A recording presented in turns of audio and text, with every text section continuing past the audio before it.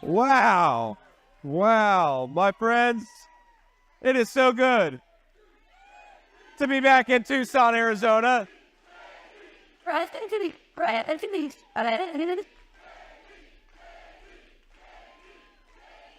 It is so good to be back in Tucson, Arizona. And in just 2 weeks' time, or as we used to say in the Marine Corps, 13 days and a wake-up, we're going to make Donald Trump the next president of the United States, and it's going to start right here in Arizona. Now, we have some great dignitaries. You guys have some great local leadership. I want to give them a shout-out before we get started. We've got Chairwoman of the Arizona GOP, Gina Swoboda. Where's Gina at? Hey, Gina, thank you. Gina and I get along very well, even though I pronounce Gina's name differently every single time that I see her. Gina, I'm so sorry. By the end of this election, we will figure it out, but only if we win Arizona by 5 points. So that's the challenge. That's good. Sure. I'm so thrilled to have President of the National Border Patrol Council, Paul Perez. Paul, where are you at? There we go.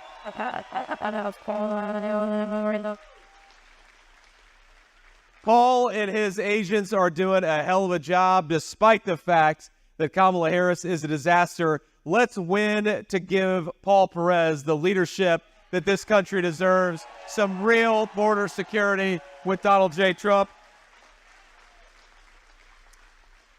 And we've got the Vice President of the National Border Patrol Council, Art Del Cueto. Art, thank you so much, man. It's good to see you. Think about it. These guys are doing such a good job keeping us safe.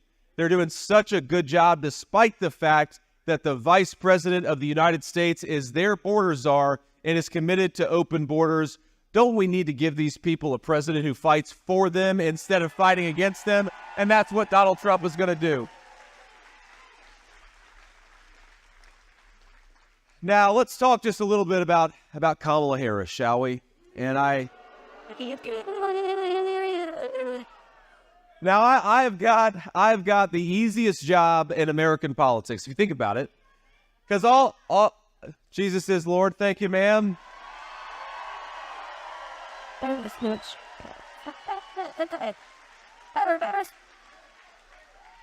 And I'm not afraid to say that. It'd be good to have a vice president not afraid to say that. But look, here's the thing. I got the easiest job in politics because all that I have to do is go out and remind the American people that Donald Trump was the president of peace and prosperity. That's a pretty damn easy job to do. We just got to talk about the fact that when Donald Trump was president, take-home pay was rising faster than it had in a generation. When Donald Trump was president, inflation was a low 1.5%. And when Donald Trump was president, the border was secure. That's a hell of a record to run on. And that's the Donald Trump record. Now, I honestly feel bad. I'm probably the only person in the room that feels bad for Governor Tim Walz. And I think that reaction suggests that I'm right. I'm the only person that feels bad for Governor Tim Walz. Because think about it. If I've got the easiest job to do in American politics, he's got the hardest job in American politics.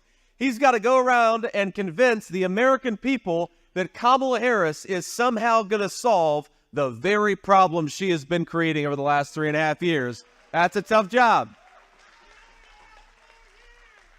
If you're the praying type, I suggest maybe you say a prayer for Tim Walz, because here's what Tim Walz has to do.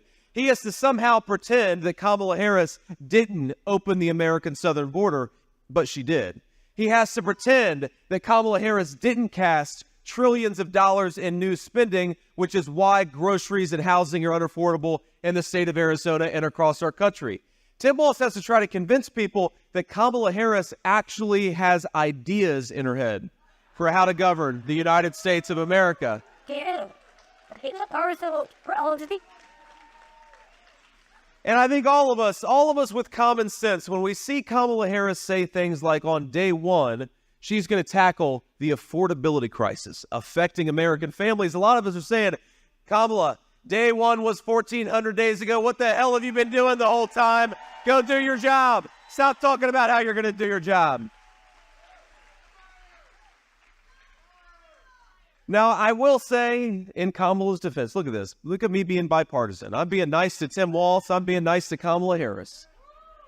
In Kamala's defense, I think that every time she does an interview, we gain about 100,000 votes. So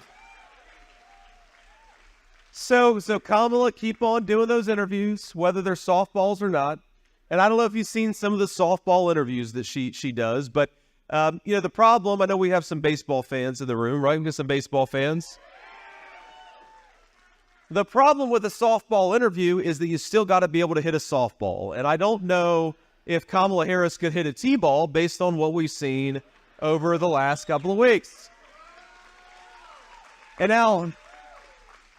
now we joke about this, but actually the joke is on us, because this is not just a person who's bad at doing interviews. This is a person who doesn't have the competence or the skills to be president of the United States. And I think in just 2 weeks, Arizona is going to send Kamala Harris a message. Go back to San Francisco where you belong. We're making Donald Trump the next president.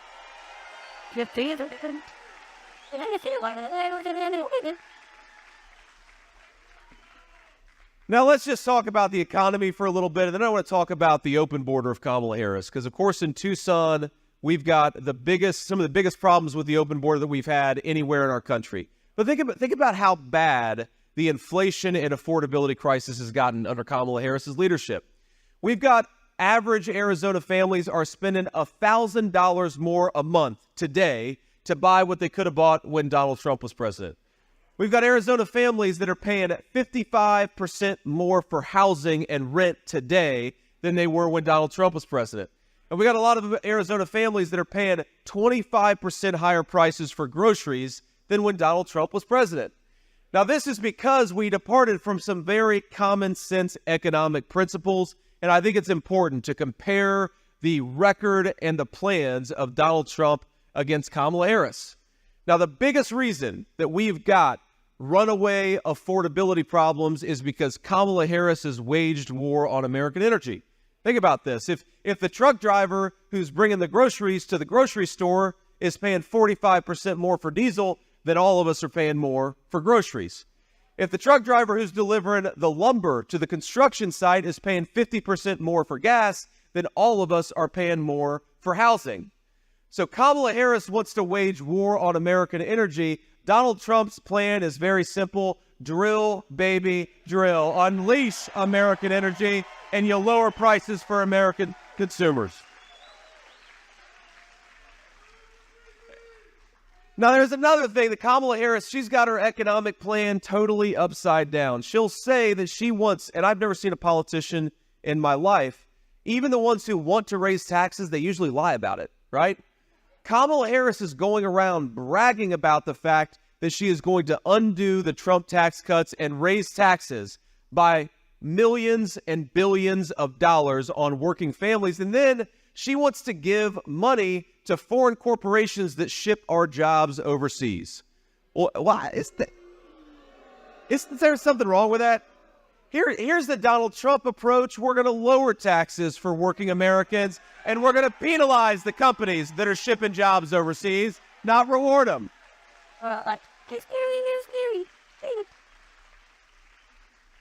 You know, Kamala Harris, she wants to impose so many regulations on our workers, on our businesses. There have been hundreds of billions of dollars of additional regulations that have nothing to do with clean water or clean air. Donald Trump and I, we believe in clean air and clean water. We also believe that we can have a growing economy while protecting our workers and protecting the jobs that they do. And that's a big difference.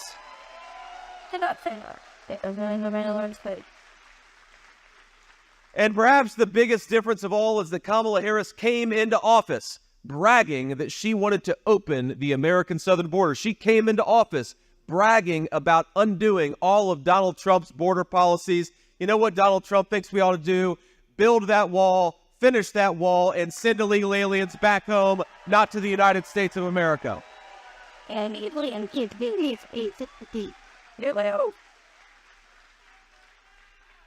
there is this crazy thing that Kamala Harris keeps saying. And you know, if you think of her campaign, if you pay attention to their campaign, she never talks about how she's going to lower grocery and housing prices for American citizens because she doesn't have any plans to do it. And most importantly, she's made the problem worse over the last 3.5 years. She'll never talk about how she's going to bring peace and stability back to the world with her foreign policy because she's been in office for 3.5 years and the world is on fire right now. So every time they ask her a question, every time they put a microphone in front of Kamala Harris and they ask her what she's going to do, she'll say, well, I grew up in a middle-class family. Or increasingly what she'll say is she'll talk about Donald Trump. And the audacity for a person who's been in power for 3.5 years blaming Donald Trump for her failures, I'd like to have a president who takes some responsibility for themselves and their leadership, and that's not Kamala Harris.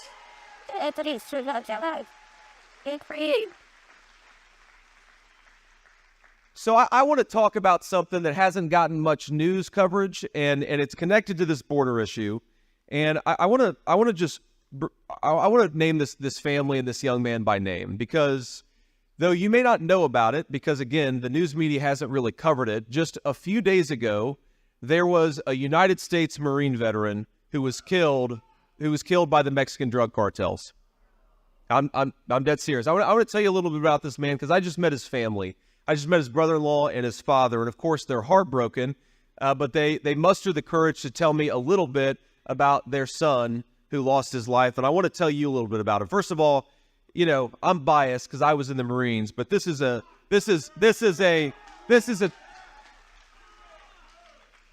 tall, good-looking guy, one of our very best, and his name was Nicholas Douglas Quetz, and he was murdered. He was visiting somebody in Mexico. They were going to do some beach activities. He got stopped by the Mexican drug cartels, and he lost his life. And one of the things that we have to appreciate is that what the cartels are doing, my friends, it's not just affecting us north of the border, it's affecting everything north and south of the border. It's affecting a young Marine who wants to go visit a friend and spend some time on a beach. Because when we allow these cartels to get rich off of American suffering, then it destabilizes not just our communities, it destabilizes Mexico and the United States together. And yes, sometimes a lot of Mexican citizens are paying for that, but sometimes our own American citizens are paying the price for that too. Now, here's what's additionally really disgraceful. This family lost their son I believe 4 days ago. Have they heard from a single elected official? Of course they haven't. Of course they haven't. Because we're led by incompetent people who don't give a damn about American citizens, and that's going to change when Donald Trump is the president of the United States. You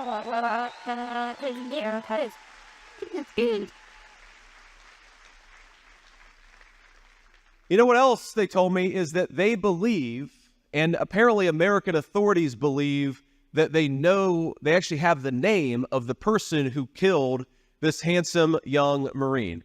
And you know what should be happening is that a U.S. attorney ought to be filing charges against that scumbag and bringing him to the United States to face the full force of American law.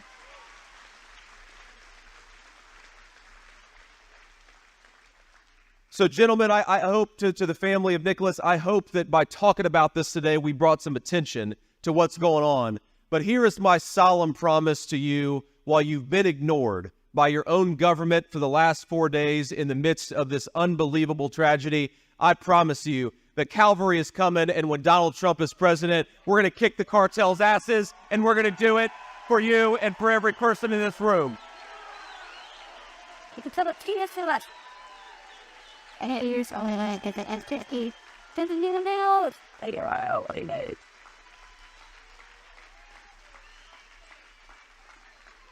I'm assuming. Because, you know, I appreciate that the show is support, and I just cannot believe that we've gotten to a point where, thanks to Kamala Harris's policies, we've turned Mexico into a narco state on our southern border. The cartels, in some ways, are more powerful than the local Mexican authorities, and that is injuring, it's killing, and it's making our citizens less safe. This has got to stop. You're sick of it, and I'm sick of it, and it's going to change. In 2 weeks, it's going to change.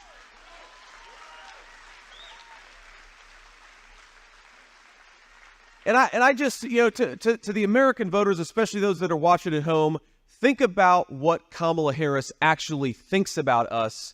If she's talking not about young Marines losing their lives, if she's talking not about how to reimpose border security, she's not talking about how to make groceries more affordable. She's talking about Donald Trump, and she's going around and campaigning with washed-up politicians like Liz Cheney.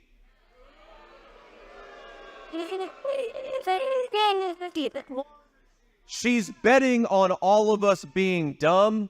And you know what Donald Trump and I are betting on? We're betting on all of the American people being smart and patriotic and kicking Kamala Harris to the curb, which is exactly where she belongs. Now, I just say this, but, you know, I watched this event with Kamala Harris. Remember, a couple months ago, the media was all focused on how Kamala Harris, she was the candidate of joy. The candidate of joy. Well, we've got all the joy in this room right now, the Trump events. We're having a good time, and we're going to have a better time on November 5th. But, you know, they did this event with Kamala Harris, and she's basically whining at the people at it wasn't a rally. I don't think they had that many people there, frankly. But she's whining at people for thinking that Donald Trump is funny.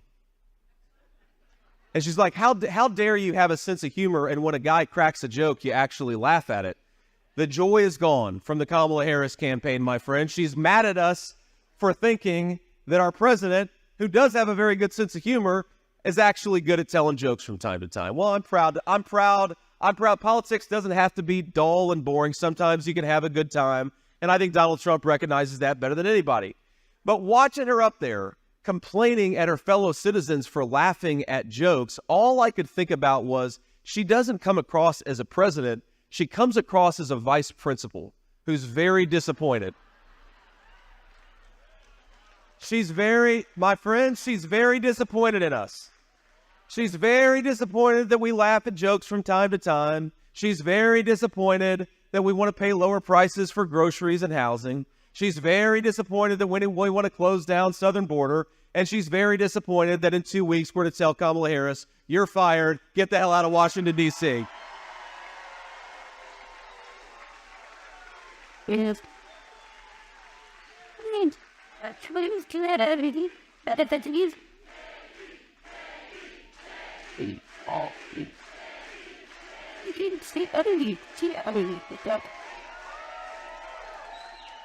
All right. Okay. Now here's what we're going to do. I'm gonna make one more point, and then I'm going to take some questions from the reporters, and then we'll have to wrap up and hit the road. I think we're headed to Nevada today, and then we'll do some events there, and then we'll head back to the East Coast, where we'll be campaigning in Georgia, North Carolina, and then in the Midwest. So we're getting around, ladies and gentlemen. We're having a good time doing it. But the final message I want to leave you all with is we're going to win this race, but only if we get out there and vote. All of this politicking, all these rallies, all these media interviews, all the fun that we're having, it's not going to amount to anything unless we get our friends and family out there to the polls. And so I want to make 3 requests of you. Number 1, there's a website that we built called swampthevoteusa.com, and I'll repeat it, swampthevoteusa.com. You can check your registration. You can check how to get a mail-in ballot if that's what you want to do. You can check your polling location. You can check how to get involved in our efforts in these final 2 weeks to get out the vote and make sure that we actually win this race. Because if we all get out there and vote, we're going to win this race, and Donald Trump's going to be the president of the United States. That's a pretty damn good thing. All right. That's number one. Number one is swampthevoteusa.com. Number two, while I'm taking reporters or now, or you can do it, whatever makes sense, we'll be here for another 15 minutes or so. Take out your phone, take a photo of this rally, take a photo of yourself and your friends and your family, post it on social media, or text it to your friends and tell them why you're voting for Donald Trump for president. We're never going to have Kamala Harris and her corporate media allies tell the truth about this campaign or about this movement. But you know who can tell the truth? Every single person in this room. And if we tell the truth, we win. That's the second request I want to make of you. And the third request is I want every person in this room to get out there and vote 10 times. Now I can see some of you are like, we're in Tucson, not Maricopa County. We only vote once down here. But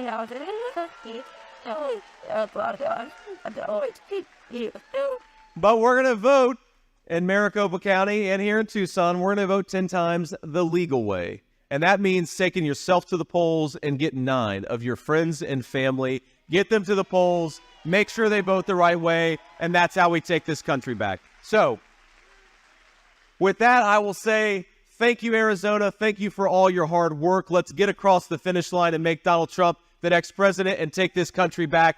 God love you. Thank you so much. We'll take some questions from reporters, but I'm so thrilled to be here.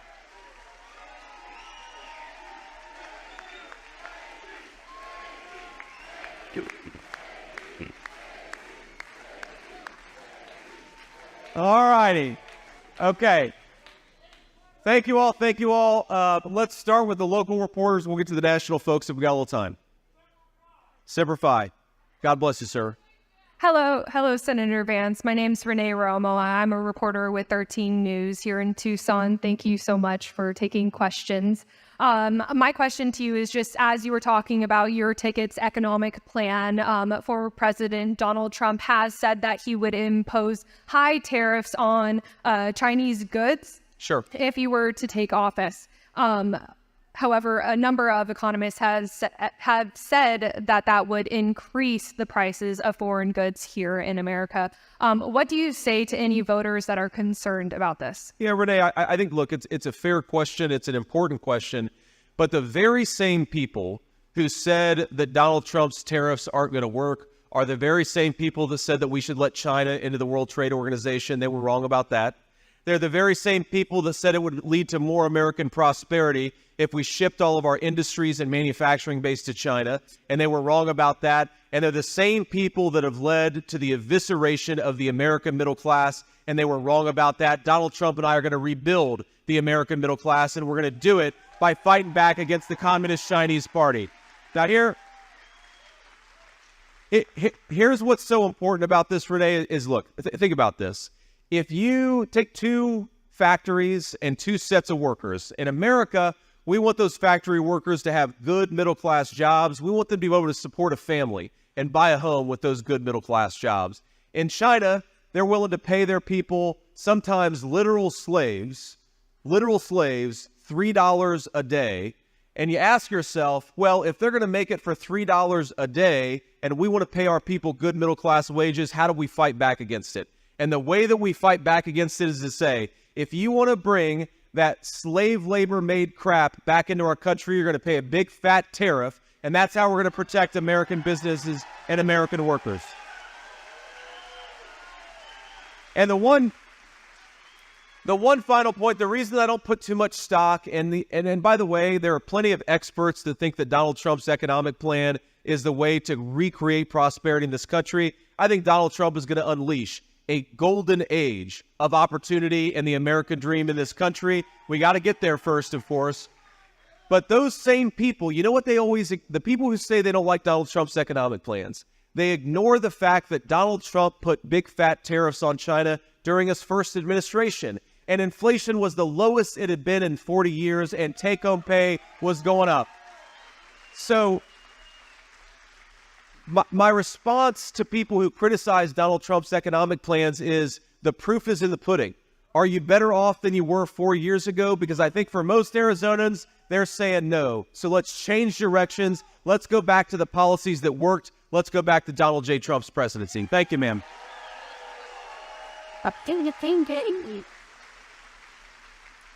Next question. Hi, Senator Vance. I'm Samantha Caliphate from the Tucson Spotlight.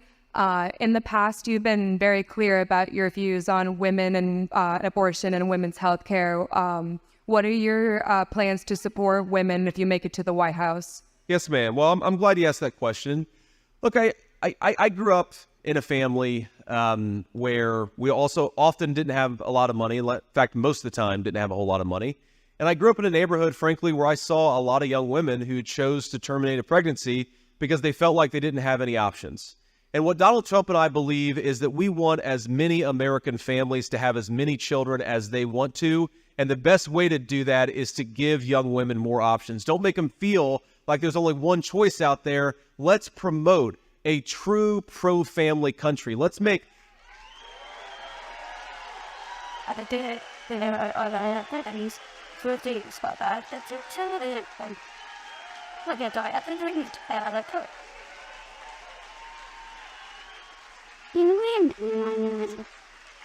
Wait. We want to make, for folks who need it, we want to make fertility more accessible. For young families who go to the hospital, they have a beautiful baby and they come home to surprise medical bills, we need to cut that crap out. There are a lot of things that we can do to make it a more affordable and more possible for American families to choose life. And that's certainly what I want to happen. I want more American families to have babies, to have beautiful, healthy families. Because if we don't have families in this country, then what the hell's the point of it, right? We want to raise our families in a healthy and prosperous country. And if you don't have children, you don't have the next generation. So Donald Trump and I are committed to being pro-family, pro-woman, pro-baby, and we're going to make it happen when we get back to the White House. Thank you, ma'am.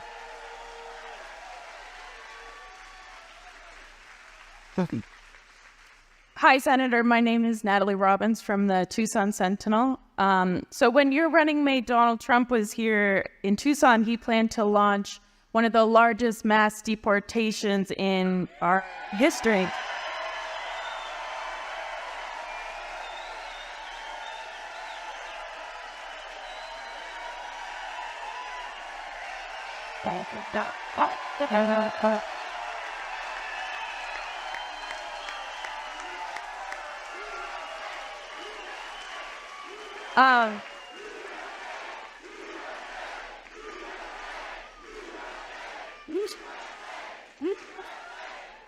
Senator, I'm curious if you're note to self, I'd like to have a drink of whatever you all had before you came to this rally. We're having a good time. Ask your question, ma'am. Sorry. Senator, I'm curious if your administration plans to deport DACA recipients or childhood arrivals. Look, ma'am, I think that what we've said and what President Trump has said is that when you've got 25 million illegal aliens in this country, you've got to deport a lot of people where you don't have a border anymore. It's just that simple. Now, look, you also, of course, we got to focus on the most hardened criminals.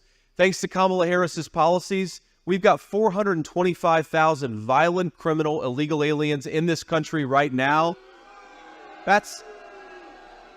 We mentioned the U.S. Marines. That's more than double the size of the United States Marine Corps. We got to get those people out of our country, and we've got to do it as quickly as humanly possible. But look, we also have to deport people, not just the bad people who came into our country, but people who violated the law coming into this country. We've got to be willing to deport them. And I think, by the way, of course, you can be humane about this. You can be compassionate about this. But I completely reject the argument that Kamala Harris's open border, which has led to 320,000 missing children, that has led to 11 and 12-year-old girls being sex trafficked by Mexican drug cartels. That is not compassionate. Having a border is compassionate for American citizens and for everybody else too.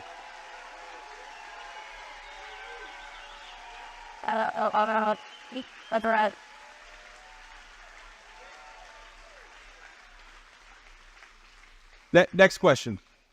Senator Vance, John Washington, Arizona Luminaria. A related question here. So would you consider also re-implementing the family separation crisis? When you talk about closing down borders, would that also include potentially ending the refugee program? Well, look. Well, there's so a couple of things there. First of all, there's not one refugee program, right? We have multiple different refugee programs. And the problem is that Kamala Harris has granted mass asylum and mass parole. That was never what these programs were meant for. Now, we're not talking about a guy who, worked with American troops and is a good person, has been properly vetted, and you handle those cases on a case-by-case basis. We're talking about Kamala Harris giving legal status to millions of people. That's illegal. It's also disgraceful, and is one of the reasons why we have probably thousands of terrorists in this country right now, is because she's not doing her job. Now, the second question here is, I find that even the premise of the question a little unusual, because you talk about, are you going to re-implement child separation? Well, the Department of Homeland Security has said they've effectively lost 320,000 children.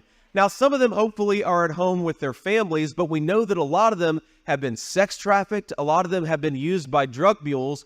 The true family separation policy is Kamala Harris's open border, and Donald Trump is going to change that.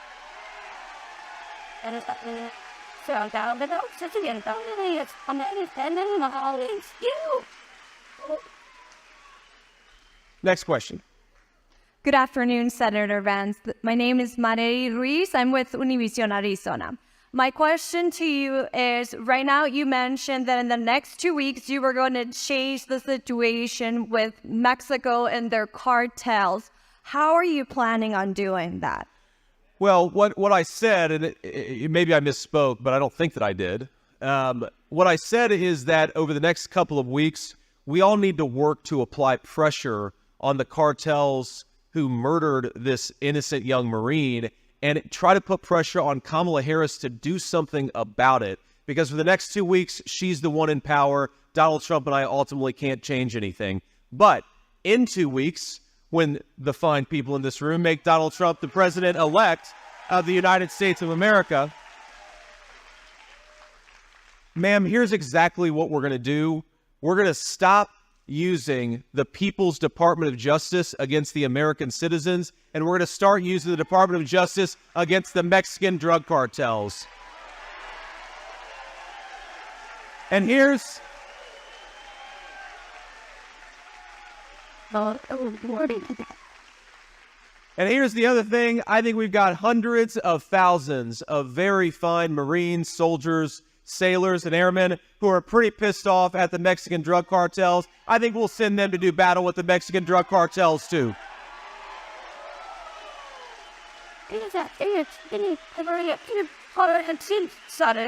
Sorry.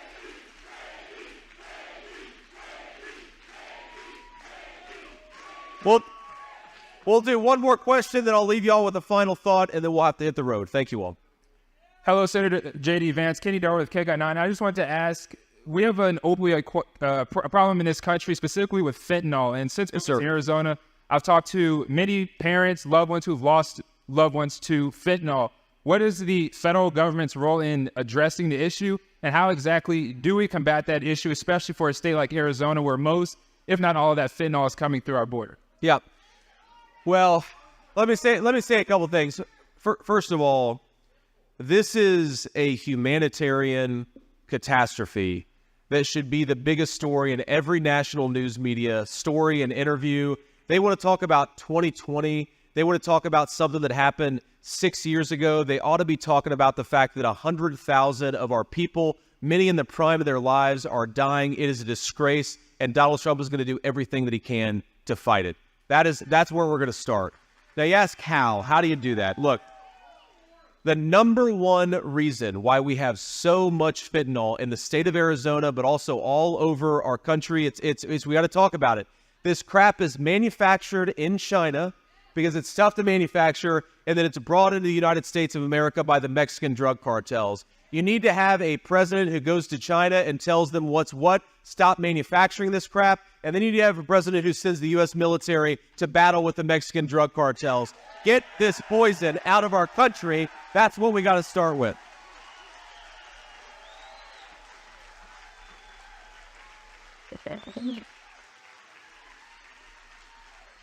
Now, here's the second thing, and I know this very personally. Back home in Ohio, I know a lot of folks, especially a lot of folks engaged in Christian ministry, who are trying to help people in recovery take that first step out of addiction. Whether that's a detox facility where they get clean for 48 hours and they can go into bigger treatment, or whether that's setting up, Christian-based, religious-based ministries to deal with people and to help people who are dealing with addiction. We need to make it easier for folks in their communities to provide treatment to the people who need it. And unfortunately, right now, we've got a federal government that's making it harder on Christian ministry. We need to make it easier on everybody, whether you're a Christian or not. If you want to help people, Donald Trump is going to be your friend in the Oval Office.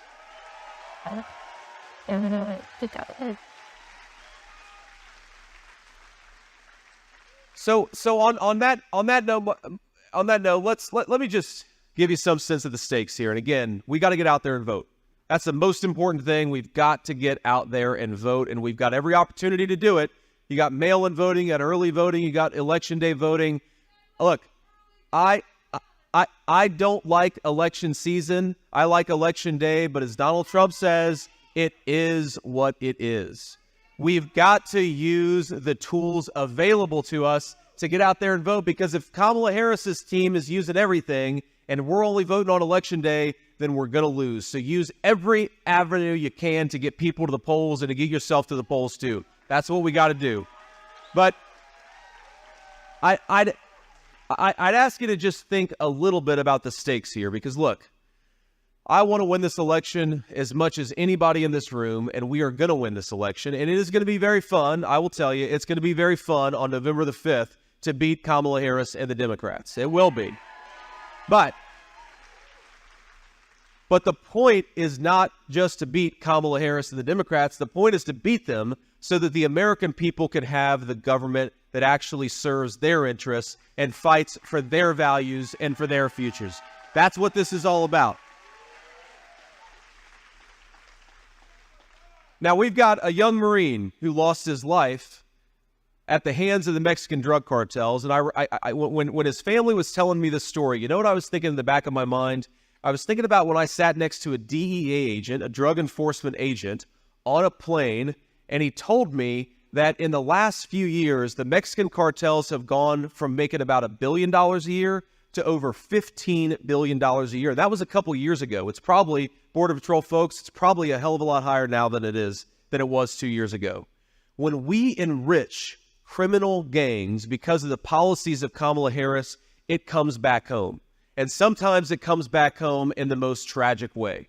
Let's say another person I met on the campaign trail just a few weeks ago, a woman who's about, probably 65, 70. She had recently been retired. Her husband was about to retire, and they were raising their grandchildren because her daughter had died of a fentanyl overdose.